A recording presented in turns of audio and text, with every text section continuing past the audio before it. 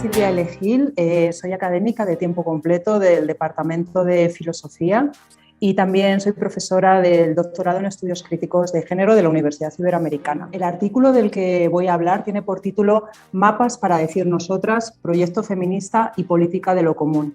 Es un artículo que se publicó en la revista Debate Feminista, que es una revista que es referente del pensamiento feminista, no solamente a nivel nacional, sino también internacional, y que es editada por el Centro de Investigaciones y Estudios de Género de la UNAM. Este artículo del que voy a hablar y a comentar algunas ideas fue escrito en realidad en el verano de 2019, aunque fue publicado bastante después debido a la pandemia, y en ese momento, en el verano de 2019, estábamos inmersas en las movilizaciones de la revuelta feminista, una revuelta feminista que podemos decir que inicia, en el caso de México, en el año 2016, en concreto en 24 de abril, con esa movilización masiva que convoca a miles y miles de mujeres a lo largo y ancho de todo el país en contra de las violencias. De hecho, en el verano de 2019 se produjeron dos acontecimientos importantes, que fue dos hechos terribles: la violación a dos menores por parte de policías, una menor de 17 años en la alcaldía de Azcapotzalco y otra de tan solo 16 años en el centro histórico de la Ciudad de México. Esto dio lugar a una concentración muy importante, masiva, en la glorieta de insurgentes en la Ciudad de México, en la que las mujeres decidieron iniciar un tipo de acción directa con destrozos en el mobiliario urbano.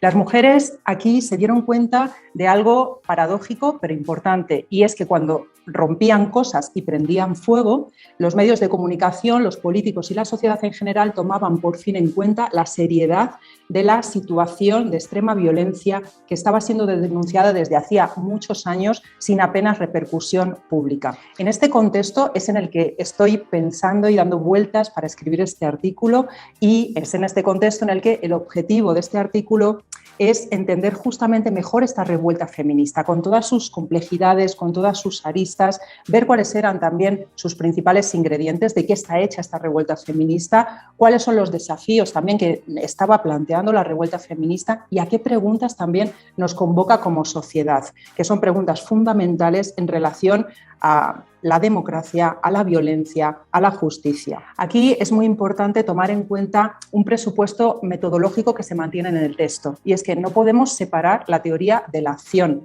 la idea del cuerpo, la psique de las emociones, el intelecto de la sensibilidad.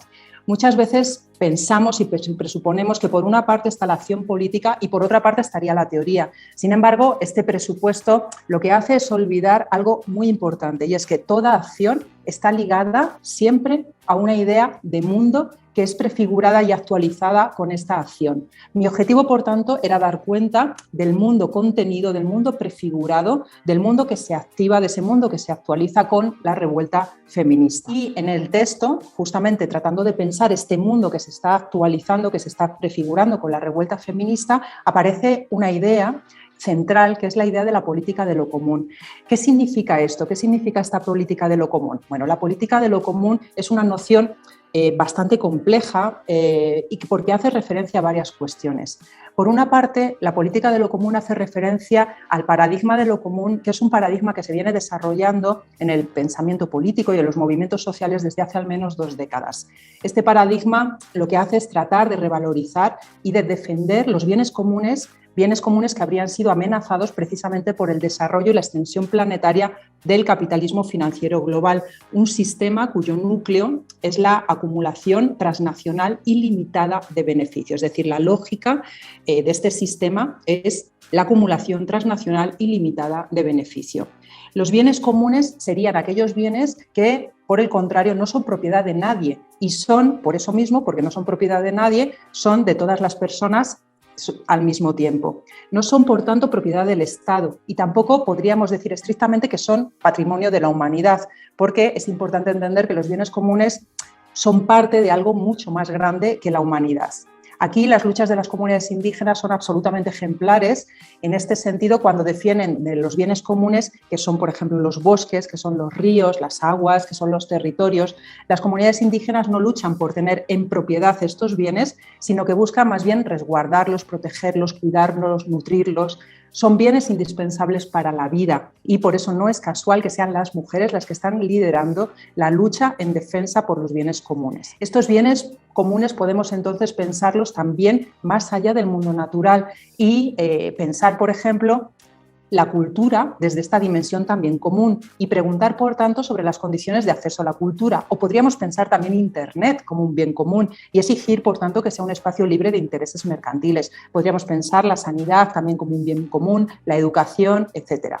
Bueno, entonces, esta perspectiva, este paradigma de lo común es fundamental, es imprescindible, pero desde hace muchos años me pareció que era importante darle cierta vuelta de tuerca a esta mirada sobre lo común y no pensarla solamente desde el ejercicio de defensa de los bienes comunes, sino preguntar también por las condiciones de posibilidad en las que emergen estos comunes, que tiene que ver finalmente con la pregunta por las condiciones de posibilidad de la vida, del vivir. Entonces, obviamente aquí aparece la cuestión de la reproducción y el cuidado de la vida que ha puesto sobre la mesa el feminismo desde hace décadas.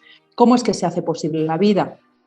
¿Es posible la vida sin cuidado? Sabemos la respuesta, no es posible la vida sin cuidado, porque no podríamos sobrevivir si nadie nos diese de comer siendo bebés o nos cobijase, por poner un ejemplo muy concreto. Entonces, aquí lo que estamos haciendo es introducir la mirada feminista a este paradigma o a este problema de lo común. Pero podemos ir un paso más allá todavía, y es que podemos introducir una mirada filosófica y cuando hacemos esto vemos que la pregunta incluso por la reproducción y el cuidado se apoya en un principio, vamos a decir, ontológico, que desplaza las concepciones metafísicas clásicas al afirmar que en el inicio no están el ser y la identidad, sino que en el inicio lo que encontramos son la interdependencia, la intersubjetividad y la vulnerabilidad, siendo el ser y la identidad determinaciones conceptuales posteriores. Aquí entonces se trata de pensar y poner atención al entre, aquello que ocurre entre, no ya a los individuos, no a las cosas, sino al entre de los individuos, al entre de las cosas, a eso que podemos denominar como el espacio compartido. Debemos además tener cuidado cuando afirmamos, de hecho, la interdependencia como un principio ontológico, porque muchas veces lo usamos de una manera, podemos decir, excesivamente estática y positiva, olvidando que la interdependencia nunca está garantizada, siempre es inacabada y siempre está amenazada. Hay que tener en cuenta que el entre puede romperse, que el entre puede adquirir formas monstruosas. Entonces, teniendo en cuenta todo esto, podemos preguntarnos entonces qué tipo de política surge cuando ponemos la mirada en el entre desde esta perspectiva filosófica y cuando además tenemos en cuenta ese matiz feminista que hemos introducido al paradigma de lo común. Entonces, ¿qué tipo de política surge cuando tenemos en cuenta todo esto?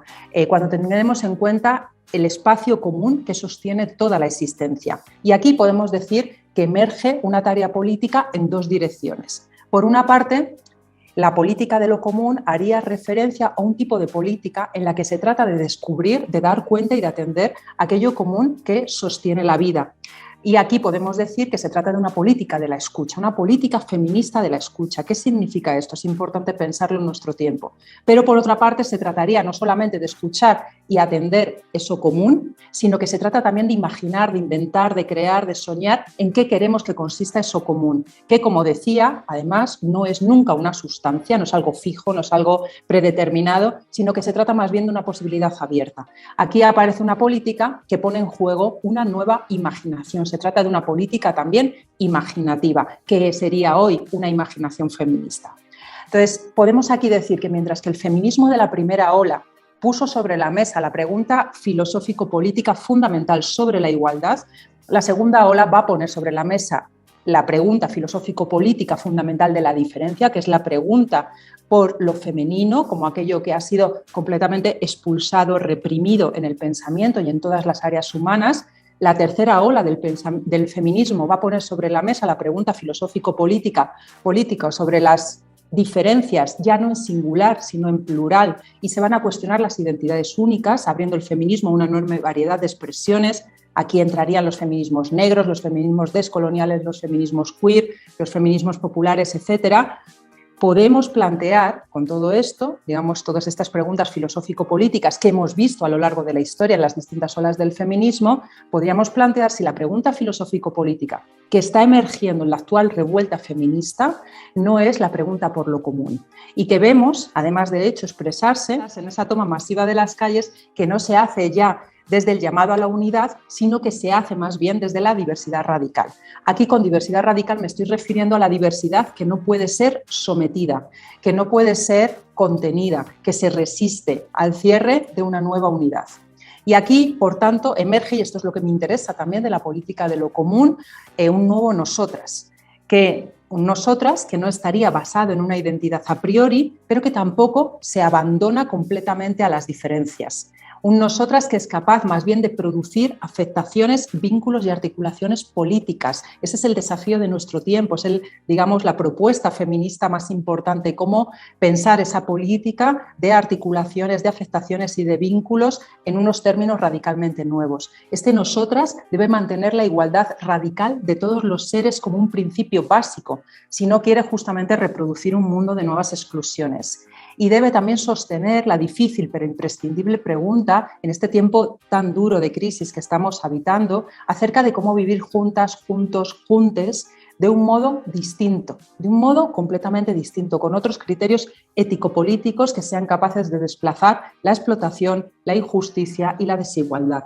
Es por eso que en el texto se defiende un proyecto feminista, no capitalista, antirracista y anticolonial. Esto es, digamos, los hallazgos de este texto, de esta investigación en curso, que trata de proponer esta política de lo común y esta indagación sobre el proyecto feminista que está hoy en juego para construir este mundo distinto en su diversidad.